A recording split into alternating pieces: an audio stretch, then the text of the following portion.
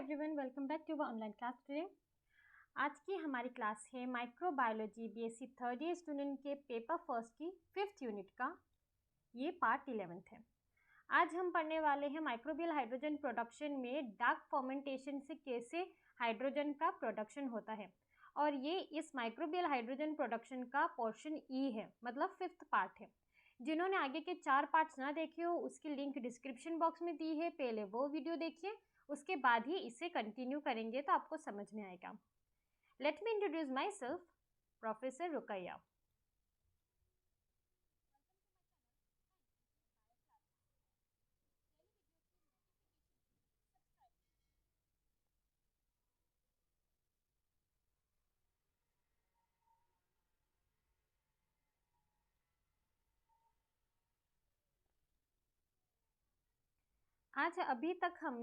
आज हमारा 5th part है और अभी तक हमारा आज का ये डार्क फर्मेंटेशन 5th पोर्शन में आ रहा है। पहले पोर्शन में हमने ये समझा था कि हाइड्रोजन को क्यों बायोफ्यूल कहा जाता है, बायोफ्यूल क्यों माना गया, ठीक है। फिर सेकेंड पोर्शन में हमने बायोफोटोलाइसिस और डायरेक्ट बायोफोटोलाइसिस के बारे में पढ़ा है। सेकेंड पोर्शन में इनडायरेक्ट बायोफोटोलाइसिस, थर्ड पोर्शन में फोटो फर्मेंटेशन, और ये हमारा 5th पार्ट है जिसमें हम पढ़ने वाले हैं डार्क फर्मेंटेशन के बारे में। अब लास्ट डार्क फर्मेंटेशन, मतलब आज फर्मेंटेशन का भी कंप्लीट पोर्शन कंप्लीट होने वाला है। अब जो नेक्स्ट वीडियो रहेगी वो बायो इलेक्ट्रिकल केमिकल सिस्टम के बारे में होगी, ठीक है। तो उसके बाद हमारे ये कंप्लीट टॉपिक खत्म हो जाएगा माइक्रोबियल हाइड्रोजन प्रोडक्शन, जो 5 से 6 वीडियो में कंप्लीट होने वाला है। जिन्होंने अभी तक अपने नोट्स रेडी ना किए हो तो इस 5 वीडियो को मिलाकर आप अपने ये माइक्रोबियल हाइड्रोजन प्रोडक्शन की वीडियो मतलब नोट्स कंप्लीट कर लीजिए। ये बहुत इंपॉर्टेंट टॉपिक है, यह आपके एग्जाम में आ भी सकता है और वो भी मेजर क्वेश्चंस में आ सकता है, फुल मार्क्स के क्वेश्चंस में आ सकता है। So what is a dark fermentation? Dark fermentation किसे कहते हैं? डार्क फर्मेंटेशन एक तरीके से अगर आप हिंदी में समझना चाहते हो तो उसे डार्क किण्वन भी कहा जाता है। Dark fermentation produce hydrogen via heterotrophic mechanism which use carbohydrates like glucose as energy and carbon source. इसमें डार्क किण्वन में हेटेरोट्रॉपिक तंत्र के माध्यम से हाइड्रोजन का उत्पादन करता है, जो ऊर्जा और कार्बन स्रोत के रूप में ग्लूकोज जैसे कार्बोहाइड्रेट का उपयोग करता है।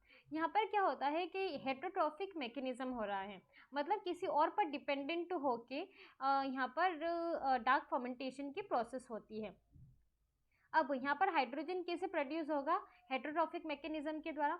यहाँ पर हम यूज़ करते हैं कार्बोहाइड्रेट के लिए, और कार्बोहाइड्रेट के लिए अगर हमें कार्बन सोर्स चाहिए, मतलब कार्बोहाइड्रेट सोर्स चाहिए, तो उसके लिए हम यूज़ करते हैं ग्लूकोज को, और एनर्जी के लिए भी हम यूज़ करते हैं ग्लूकोज को। मतलब एनर्जी एंड कार्बन सोर्स में हम ग्लूकोज को फ्रॉम द कार्बोहाइड्रेट्स में से यूज़ करते हैं। It is not requiring light energy source, which is the limitation in light dependent process. इसमें सूर्य की किरणें की ऊर्जा ज़रूरी नहीं है, जो कि बहुत ही ज़रूरी होता है लाइट डिपेंडेंट प्रोसेस में। लाइट डिपेंडेंट प्रोसेस जैसे कि बायोफोटोलाइसिस और फोटो फर्मेंटेशन में। हमने आगे ये दोनों प्रोसेस पढ़ ली है, बायोफोटोलाइसिस भी और फोटो फर्मेंटेशन भी। इन दोनों में हमें सूर्य की किरणों की ज़रूरत पड़ी है, क्योंकि हमें उसी के द्वारा ऊर्जा प्राप्त होती है। लेकिन डार्क फर्मेंटेशन में, डार्क किण्वन में हमें इसकी ज़रूरत नहीं है। The same anaerobic method used in photo fermentation is also used in dark fermentation. जिस प्रकार से हमने एनारोबिक मेथड यूज़ की थी फोटो फर्मेंटेशन में, उसी प्रकार हम डार्क फर्मेंटेशन में भी वही प्रक्रिया को उपयोग में लेंगे। Because this method eliminate the issue of sensitivity of hydrogenase to oxygen and give high hydrogen production. क्योंकि यहाँ पर ऑक्सीजन नहीं है, इस वजह से जो उनमें कार्य करने वाले एंजाइम्स होते हैं वह बहुत ही अच्छी तरीके से और बहुत ही तेज़ तरीके से अपने द्वारा हाइड्रोजन का प्रोड्यूस करते, मतलब हाइड्रोजन का उत्पादन करने में सक्षम हो जाते हैं। अदर देन कार्बोहाइड्रेट्स के अलावा The process can use variety carbon source including waste water enriched with carbohydrates, organic compound, polymer that is starch, cellulose. यहाँ पर हमने कार्बोहाइड्रेट के सिवा भी दूसरी चीज़ों को भी कार्बन सोर्स के लिए यूज़ कर सकते हैं, जैसे कि वेस्ट वाटर, जैसे कि खराब पानी, लेकिन उस खराब पानी में बहुत सारे तत्व पाए जाते हैं जो कार्बोहाइड्रेट्स के होते हैं, ऑर्गेनिक कंपाउंड के होते हैं और पॉलीमर्स के होते हैं। पॉलीमर में सबसे ज़्यादा इंपॉर्टेंट वाले होते हैं स्टार्च और सेल्यूलोज। ये दोनों भी हमें अपने खराब पानी में, वेस्ट वाटर में मिलते हैं। और algae biomass, that is microalgae and macroalgae which give advantage on utilizing the low value waste, जिस कारण हम खराब पानी से भी या खराब जो हमारे काम का नहीं है जो कचरा, उसके द्वारा भी हम हाइड्रोजन को प्रोड्यूस कर सकते हैं फर्मेंटेशन की प्रक्रिया के उपयोग करने से।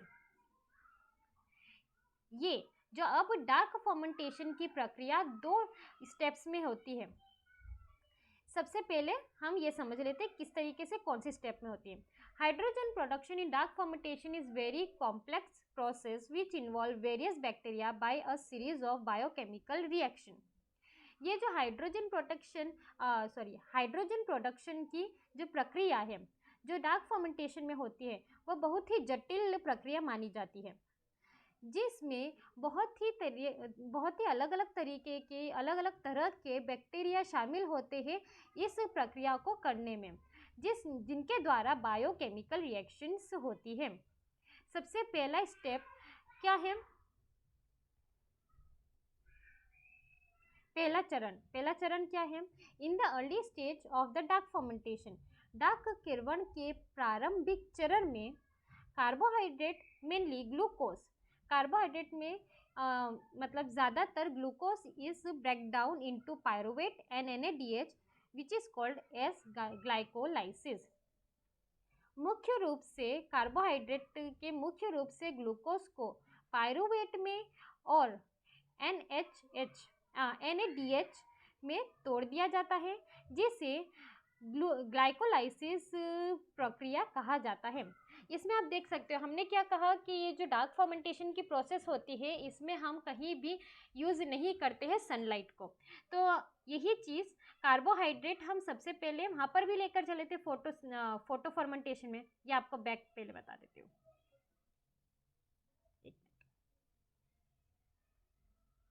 ये वहाँ पर ये जो पिक्चर है ना, ये इन दोनों का डिफ्रेंशिएट फोटो है।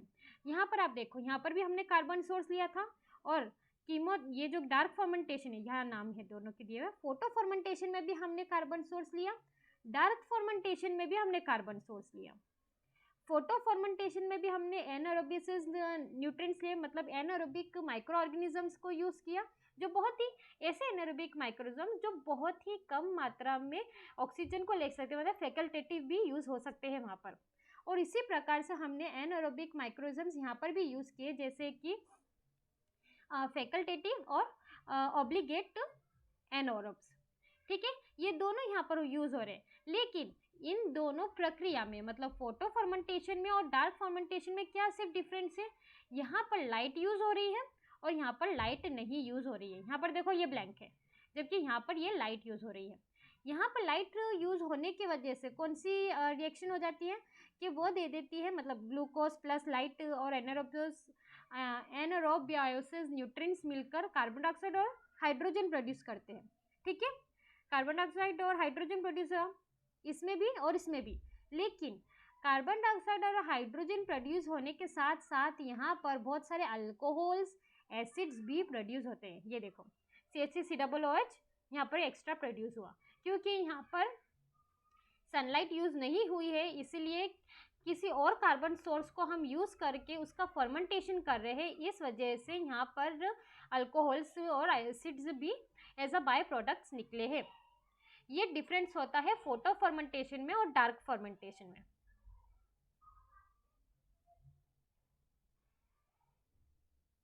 अब फिर से हम इसी स्टेप पर आ जाते हैं। फर्स्ट स्टेप में हमने क्या कहा कि जब भी कार्बोहाइड्रेट जिसमें ग्लूकोज का ब्रेकडाउन होगा, मतलब अगर ग्लूकोज टूटेगा, वो किसके साथ रिएक्ट कर रहा है, NADH। NADH भी एक तरीके से एक ऐसा एनर्जी सोर्स होता है जो टूटने के बाद एनर्जी रिलीज करता है। तो यहाँ पर हमने सबसे पहले NAD पॉजिटिव लेकर चले, जो इसने रिएक्ट किया कार्बन सोर्स के साथ, मतलब कार्बोहाइड्रेट के साथ, दैट इज ग्लूकोज के साथ, और उसने प्रोड्यूस किया। इन दोनों के बीच में जब रिएक्शन हुई तो क्या रिएक्शन हुई, CH3COCOOH plus NADH plus hydrogen. ये इंपॉर्टेंट चीज है जो हमें चाहिए, पर यहाँ पर हाइड्रोजन नहीं निकला, अभी यहाँ पर क्या निकला है, प्रोटॉन निकला है हाइड्रोजन का, ठीक है, हाइड्रोजन का प्रोटॉन निकला, मतलब एक H यहाँ पर आ गया, तो इसके साथ NADH ने एक पूरा मॉलिक्यूल बना लिया। यहाँ से दो H पॉजिटिव के दो H पॉजिटिव रिमूव हो गए, तो उसने वो अलग रिलीज हो गए, और ये बाकी का बचा हुआ प्रोडक्ट कीटोन बन गया, मतलब CH3COCOOH बन गया। ओके, ये तो हमारी फर्स्ट स्टेप थी। अब इस फर्स्ट स्टेप में क्या हुआ, सेकेंड स्टेप में जो पायरुवेट हमारा बना था, यहाँ पर ये पायरुवेट है, मतलब जो कीटोन प्रोडक्ट था ना वो एक तरीके से पायरुवेट था। ये जो पायरुवेट बना है वो आगे जाकर is then converted to acetyl coenzyme A, वो एसिटाइल कोएंजाइम ए में बदल जाएगा, मतलब ये pyruvate will be converted into acetyl co A. ये जो एसिटाइल, मतलब पायरुवेट को भी एसिटाइल को ए में भी दो तरीके से बदला जाएगा। मतलब सबसे पहले तो आपने दो स्टेप समझी डार्क फर्मेंटेशन में। सबसे पहली वाली स्टेप में कार्बोहाइड्रेट प्लस NAD पॉजिटिव ने रिएक्ट करके NADH H पॉजिटिव के दो मॉलिक्यूल्स, मतलब यहाँ पर आपको रिपीट कर देती हूँ, NADH के दो मॉलिक्यूल्स, 2H पॉजिटिव के दो मॉलिक्यूल्स, और CH3COCOOH मतलब पायरुवेट के दो मॉलिक्यूल्स मिले। अब ये जो पायरुवेट के जो दो मॉलिक्यूल्स हैं वो भी दो तरीके के, मतलब दो प्रक्रिया के द्वारा, या तो आप कह लो दो वे के द्वारा ये एसिटाइल को ए में बदलेंगे। वो दो प्रक्रिया क्या है,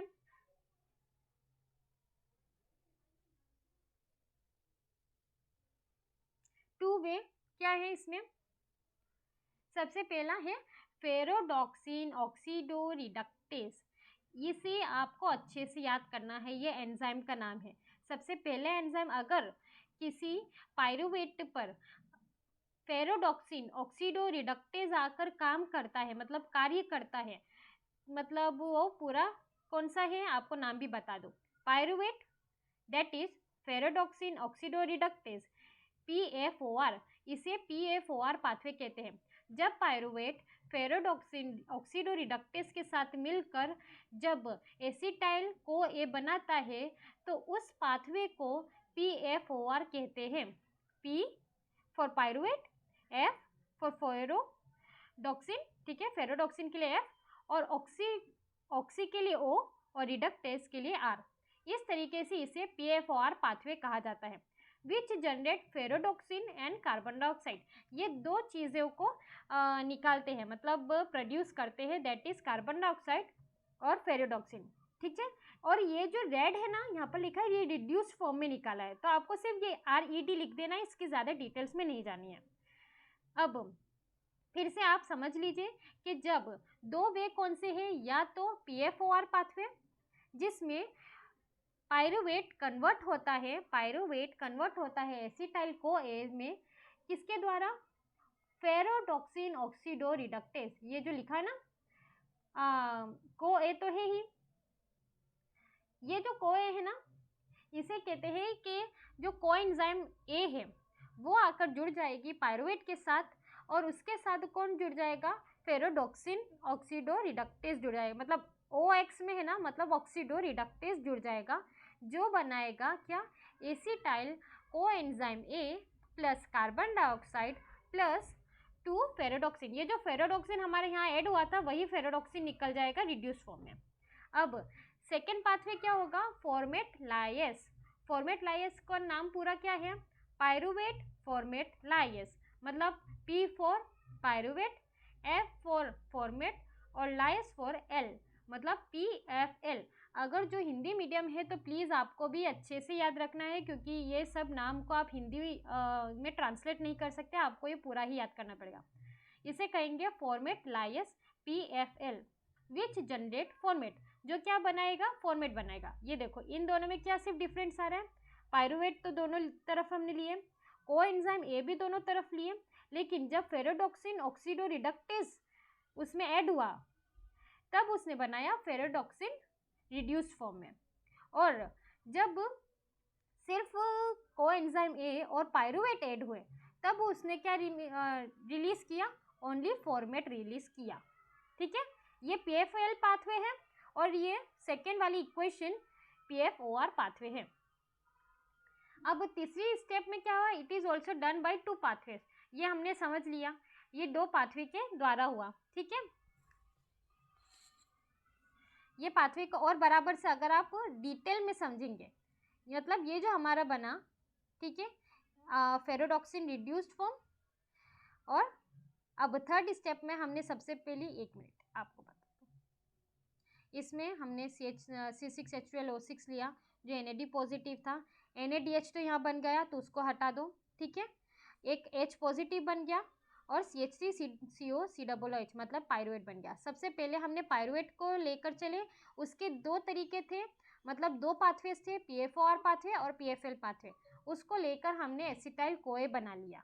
अब हम आगे जो थर्ड स्टेप आया उसमें हम प्रोडक्शन करेंगे हाइड्रोजन का फिर से PFOR पाथवे के द्वारा ही। ये जो PFOR पाथवे है ना, इसी के द्वारा हम फिर से हाइड्रोजन का प्रोडक्शन करेंगे। वो कैसे? The production of hydrogen in PFOR pathway is done through reoxidation of ferrodoxin which is catalyzed by FeFe hydrogenase including ferrodoxin independent hydrogenase FDFeFe। इसमें क्या हुआ, जो हम ये यहाँ पर आप रिएक्शंस देखते चलो, ये जो H पॉजिटिव हमारे सबसे पहले रिएक्शन में निकला था ना, जब हमने पायरुवेट को फॉर्म किया था तब हमारा H positive 2 molecules of hydrogen protons निकले थे। ये हाइड्रोजन प्रोटॉन्स किसके साथ रिएक्ट किए, फेरोडॉक्सिन रिड्यूस्ड फॉर्म के साथ रिएक्ट करके उसने फिर से क्या बना लिया, हाइड्रोजन बना लिया, और ये वाला फिर से कंपाउंड निकल गया फेरोडॉक्सिन इन ऑक्सीडोरिडक्टेज ऐसे, जिसे कैटेलाइज्ड किसने किया, FeFe हाइड्रोजिनेस और FDFeFe मतलब फेरोडॉक्सिन डिपेंडेंट हाइड्रोजिनेस। यहाँ पर मैंने इतना लंबा नाम नहीं लिखा है एरो पर, आपको ये नाम लिख देना अच्छा रहेगा। FeFe हाइड्रोजिनेस जिसमें आते हैं फेरोडॉक्सिन डिपेंडेंट हाइड्रोजिनेस, ये वाले आप याद रखना। फिर से मैं बता दूं, ये हाइड्रोजन प्रोटॉन्स कहाँ से आए, हमारी सबसे पहली इक्वेशन से, ये वाली, ये पहली इक्वेशन से हमें हाइड्रोजन के प्रोटॉन्स मिले और इसने रिएक्ट किया किसके साथ, फेरोडॉक्सिन के साथ जो रिड्यूस्ड फॉर्म में हमें मिले थे PFOR पाथवे में। ये FD प्लस H पॉजिटिव ने रिएक्ट करके इन द प्रेजेंस, किसकी उपस्थिति में उसने रिएक्ट किया, FeFe हाइड्रोजिनेस की उपस्थिति में रिएक्ट करके हाइड्रोजन को प्रोड्यूस किया। उसके साथ कौन निकल गए, FD मतलब फेरोडॉक्सिन निकल गया ऑक्सीडाइज्ड फॉर्म में। ओके, ये अच्छे से याद रखना, ये बार बार आपको कंफ्यूजन नहीं होना चाहिए। इसमें ये लिखा है in this step the H positive मतलब हाइड्रोजन के जो प्रोटॉन्स से हमने इक्वेशन फर्स्ट से लिए, जो इसने रिएक्ट किया रिड्यूस्ड फेरोडॉक्सिन के साथ जो आए फ्रॉम इक्वेशन सेकेंड, जो इक्वेशन सेकेंड से आया, जो किसके प्रेजेंस में, फेरोडॉक्सिन डिपेंडेंट हाइड्रोजिनेस एंजाइम की उपस्थिति में फिर हाइड्रोजन प्रोटॉन्स कन्वर्ट हुए हाइड्रोजन गैस में और हमारा फेरोडॉक्सिन ऑक्सीडोरिडक्टेज रिमूव हो गया एज अ कैटलिस्ट। फिर PFOR पाथवे में ही हमने आगे बताया कि इन सम केसेस क्या होता है, ये जो PFOR पाथवे है कैन ऑल्सो प्रोड्यूस्ड, वो बना भी सकते हैं सम हाइड्रोजन फ्रॉम NADH। वो NADH जो हमारा सबसे पहली रिएक्शन इक्वेशन में जो NADH भी निकला था ना, उससे भी हाइड्रोजन प्रोड्यूस कर सकते हैं। किस तरीके से, which is a product of glycolysis reaction from equation first. Equation first में जब NADH भी फॉर्म हुआ उससे भी हाइड्रोजन गैस बना सकते हैं PFOR पाथवे में। किसकी उपस्थिति में, FeFe हाइड्रोजिनेस और NFOR की उपस्थिति में।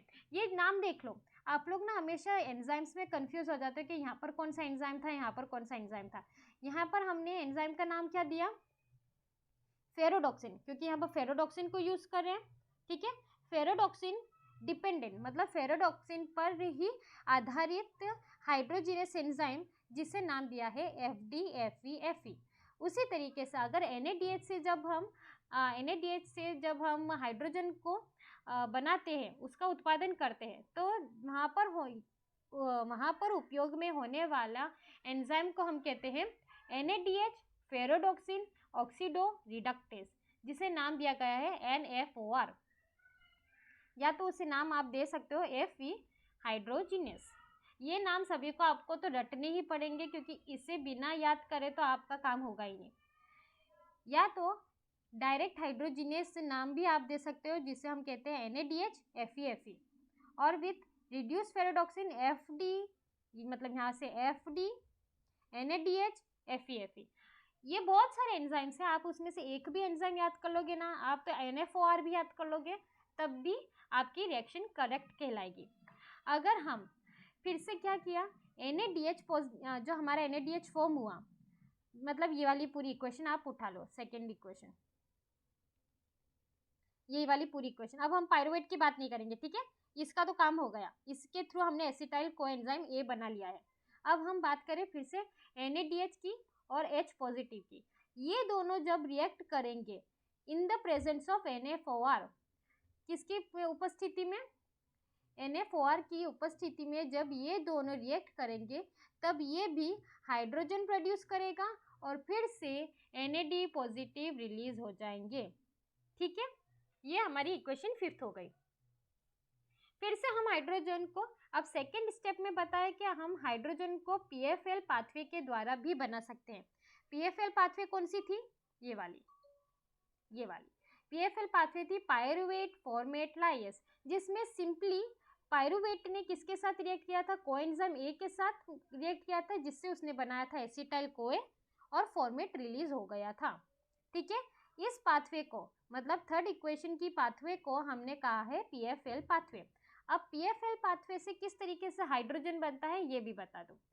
फॉर्मेट, यहाँ पर मैंने सिर्फ नाम लिखा था, यहाँ पर नाम ही सिर्फ लिखा था, इसका रिएक्शन के मतलब एज अ सिंबल के द्वारा मैंने नहीं बताया था, या केमिकल रिएक्शन के द्वारा नहीं बताया था कि इसका क्या फॉर्मूला है। फॉर्मेट का फॉर्मूला ये रहा HCOOH। जब सिंपली HCOOH का जब ब्रेकडाउन होगा, मतलब जब वो टूटेगा, तब वो किस दो में टूटेगा, कार्बन डाइऑक्साइड और हाइड्रोजन में टूटेगा। NiFe हाइड्रोजिनेस या फॉर्मेट डिपेंडेंट FeFe हाइड्रोजिनेस की उपस्थिति में जब फॉर्मेट का ब्रेकडाउन होता है, तब वह कार्बन डाइऑक्साइड और हाइड्रोजन का उत्पादन करता है। ये बहुत ही सिंपल है, मतलब HCOOH किस में टूट गया, कार्बन डाइऑक्साइड और हाइड्रोजन में टूट गया in the presence of NiFe hydrogenase enzyme. इस तरीके से हमारे हाइड्रोजन दो पाथवे से प्रोड्यूस हुआ, उत्पादन हुआ, एक तो PFOR पाथवे से और एक PFOR पाथवे से, जिसमें पहले तो वो बना था किसके द्वारा, PFOR पाथवे में सबसे पहले वो बना था फेरोडॉक्सिन से, फिर सेकंड में वो PFOR पाथवे से बना NADH के द्वारा, और PFL पाथवे में बना वो फॉर्मेट के द्वारा। इसे तीन तरह से हमने सिर्फ डार्क फर्मेंटेशन में ही हाइड्रोजन के तीन तरह से उत्पादन करके दिखा दिया, ठीक है। Besides the hydrogen production pathway, the yield of hydrogen is also depending on the fermentation, production and product। अब हमने ये तो प्रोडक्शन तो हो गया, लेकिन किस प्रोसेस में सबसे ज़्यादा हाइड्रोजन का उत्पादन होता है ये बताना भी ज़रूरी है। तो ये डिपेंडेंट होता है, ये आधारित होता है एंड प्रोडक्ट पर, कि आखिर में रिएक्शन का एंड प्रोडक्ट क्या निकला, उस पर आधारित होकर ही ये पता चलता है कि हाइड्रोजन कितना निकला होगा। अगर समझ लीजिए सबसे पहली रिएक्शन में अगर acetic acid is the fermentation and product, यहाँ पर CHCCOOH is a acetic acid. अगर हमारे एंड प्रोडक्ट मतलब कार्बोहाइड्रेट प्लस वाटर जब रिएक्ट किया, उसमें एंड प्रोडक्ट निकला हमारा CH3COOH मतलब एसिटिक एसिड अगर निकला है, तब हाइड्रोजन के 4 मोल्स ऑफ हाइड्रोजन निकलेंगे पर ग्लूकोज से, मतलब एक ग्लूकोज में से 4 हाइड्रोजन मॉलिक्यूल्स रिलीज होंगे। अगर ब्यूटायरिक एसिड एंड प्रोडक्ट है, यहाँ पर देखो ये रिएक्शन तो सेम है, ठीक है, लेकिन अगर ब्यूटायरिक एसिड निकल गया मतलब CH3 CH2 COOH निकल गया, तब क्या होगा, 2 moles of hydrogen he release होंगे ग्लूकोज, 1 मोल ऑफ ग्लूकोज से, जो दिखाता है कि अगर एसिटिक एसिड बनेगा तो ज़्यादा हाइड्रोजन रिलीज होगा और ब्यूटारिक एसिड अगर बनेगा तो कम हाइड्रोजन रिलीज होंगे। और अब हमने यही बात की थी कि ये सभी जो हाइड्रोजन की प्रोडक्शन है ये सब किससे बना है, बायो हाइड्रोजन प्रोडक्शन हमने कहा है, मतलब माइक्रो ऑर्गेनिज्म से ही हाइड्रोजन का प्रोडक्शन हुआ है। तो वो कौन से माइक्रो ऑर्गेनिज्म से जो हमने डार्क फर्मेंटेशन में यूज़ किए, ये 2 टाइप के होते हैं। पहले है स्ट्रिक्ट एनारोब्स। ये जो स्ट्रिक्ट एनारोब्स है ये बहुत ही इंपॉर्टेंट एनारोब्स इसलिए कहलाते हैं क्योंकि ये किसी भी तरीके के ऑक्सीजन को लेते ही नहीं है, मतलब ये पूरी तरीके से एनारोबिक है, ये ऑक्सीजन थोड़ा सा भी बर्दाश्त नहीं कर सकते। जो कि जैसे इसके एग्जाम्पल क्या है, the example of strict anaerobes are, उदाहरण स्ट्रिक्ट एनारोब्स का उदाहरण क्या है, क्लोस्ट्रीडियल स्पेसिस, नाम याद करना और इसके नीचे आप अंडरलाइन जरूर करना है। क्लोस्ट्रीडियल स्पेसिस जो कहाँ पर यूज होते हैं, PFOR पाथवे में। PFOR पाथवे आपको अच्छे से फिर से रिपीट करा दूँ कि इसमें हमने 2 चीज़ ली थी, acetyl CoA plus oxidoreductase ferredoxin oxidoreductase, जिसने बनाया पायरुवेट, सेकेंड बनाया पायरुवेट के साथ वहाँ पर निकला फेरोडॉक्सिन, ओके, ये यहाँ पर निकला फेरोडॉक्सिन और कार्बन डाइऑक्साइड, ठीक है, ये था हमारा PFOR पाथवे। इस PFOR पाथवे में कौन सा लिविंग ऑर्गेनिज्म मतलब माइक्रोइज्म्स यूज होता है हाइड्रोजन प्रोडक्शन के लिए, क्लोस्ट्रीडियल स्पेसिस, जो प्रोड्यूस करता है 4 मोल्स ऑफ हाइड्रोजन पर मॉलिक्यूल ग्लूकोज। ये जो 4 मोल्स ऑफ हाइड्रोजन कहाँ पर यूज होगा, अगर जिसका एंड प्रोडक्ट एसिटिक एसिड होगा तब 4 मोल्स ऑफ हाइड्रोजन प्रोड्यूस होंगे ग्लूकोज के एक मॉलिक्यूल से। अगर समझ लीजिए माइक्रो ऑर्गेनिज्म फैकल्टेटिव एनारोब्स हैं, मतलब जो थोड़े से ऑक्सीजन की क्वांटिटी को बर्दाश्त कर सकते हैं, वैसे माइक्रोजम्स को फैकल्टेटिव एनारोब्स कहा जाता है।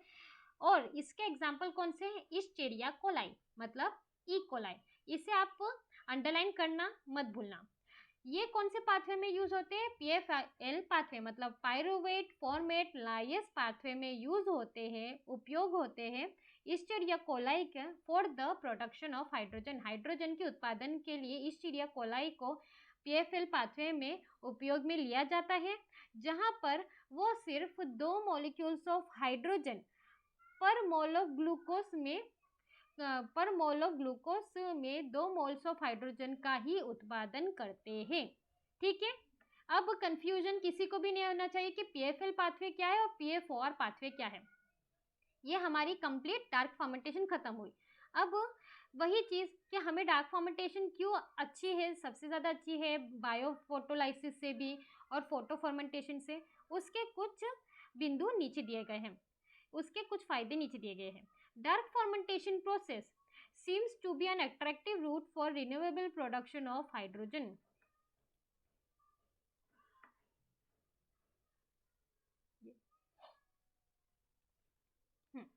गहरे किण्वन प्रक्रिया हाइड्रोजन के निवकरण उत्पादन के लिए एक आकर्षक मार्ग प्रतीत होता है।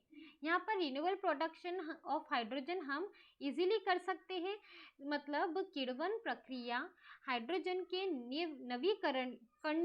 नवीकरणीय उत्पादन के लिए एक आकर्षक मार्ग प्रतीत होता है। In it an anaerobic hydrogen fermenting bacterium, okay, इसमें एक एनारोबिक हाइड्रोजन किण्वित जीवाणु शर्करा और कार्बोहाइड्रेट धन का उपयोग करने में सक्षम है। ये जो यहाँ पर जो लिविंग ऑर्गेनिजम्स है कौन से है, एनारोबिक है, जो हाइड्रोजन का फर्मेंटेशन करके ही प्रोसेस करते हैं, इसलिए उसे हाइड्रोजन फर्मेंटिंग बैक्टीरियम कहा जाता है। जो सक्षम होते हैं शुगर और कार्बोहाइड्रेट को उपयोग करने में। Which is readily available and wide variety of waste and biomass is use as substrate, जो बहुत ही ज़्यादा मात्रा में अवेलेबल है, जो आसानी से उपलब्ध है और कचरे और बायोमास के विस्तृत विविधता सबस्ट्रेट के रूप में उपयोग की जा सकती है। हाइड्रोजन प्रोड्यूसिंग एंजाइम, जो हाइड्रोजन प्रोड्यूसिंग एंजाइम होते हैं, मतलब हाइड्रोजन को बनाने वाले, उत्पादन करने वाले जो एंजाइम हैं, कौन से? NiFe हाइड्रोजिनेस और FeFe हाइड्रोजिनेस, which can actively generate hydrogen as no oxygen is consumed and evolution in the anaerobic processes. Hydrogen उत्पादक एंजाइम्स जैसे कि NeFa हाइड्रोजिनेस और FeFa हाइड्रोजिनेस सक्रिय रूप से हाइड्रोजन उत्पन्न कर सकते हैं, क्योंकि इस अवायवीय प्रक्रिया में कोई ऑक्सीजन का सेवन और विकास नहीं होता है। यहाँ पर ऑक्सीजन किसी भी तरीके से यूज नहीं होती है, इस वजह से NiFe हाइड्रोजिनेस और FeFe हाइड्रोजिनेस ज़्यादा मात्रा में हाइड्रोजन का उत्पादन करने में सक्षम होते हैं। The highest hydrogen rate can be obtained from dark fermentation production. उच्चतम हाइड्रोजन दर डार्क किण्वन प्रक्रिया मतलब डार्क फर्मेंटेशन प्रोसेस से प्राप्त की जा सकती है। The operation of fermentation process is easy as well as fermentation reactor technology and bioprocesses controls are well known. किण्वन प्रक्रिया का संचालन आसानी से हो जाता है, क्योंकि साथ ही किण्वन रिएक्टर और प्रौद्योगिकी और बायोप्रोसेसेस नियंत्रण अच्छी तरह से ज्ञात है। The operation of fermentation process is easily as well as ferment reactor technology and bioprocess controls are well known. Since dark fermentation is light independence process, जो कि क्योंकि डार्क किण्वन प्रकाश स्वतंत्रता प्रक्रिया है, मतलब उसमें सूर्य की किरणें के द्वारा हम ऊर्जा प्राप्त नहीं करते हैं, इसलिए उसे लाइट इंडिपेंडेंस प्रोसेस या तो डार्क किण्वन प्रकाश स्वतंत्र प्रक्रिया माना जाता है। So light energy input is not required as well as the substrates, इसलिए प्रकाश ऊर्जा इनपुट की आवश्यकता नहीं है और ना ही आवश्यकता है किसी भी सबस्ट्रेट्स में। इस तरीके से डार्क फर्मेंटेशन की प्रक्रिया पूरी कंप्लीट होती है और आपको डार्क फर्मेंटेशन की ये जो पूरी प्रोसेस है थोड़ी लंबी है, हाफ एन आवर की इसलिए बनाई गई है क्योंकि ये एक ही वीडियो में ही आपको समझ में आता, इसलिए आप लोग इसे बैठकर 2 से 3 बार भी अगर वीडियो को रिपीट कर सकते हैं तो इट्स बेटर, तभी आपको अच्छे से समझ में आएगा और तभी आप रफ में पहले लिख लीजिए, अपनी कॉपी रफ में आप इसे इक्वेशंस को लिखें और उसके बाद ही आप तैयार करिएगा। आज की वीडियो यहीं पर समाप्त होती है। Thank you.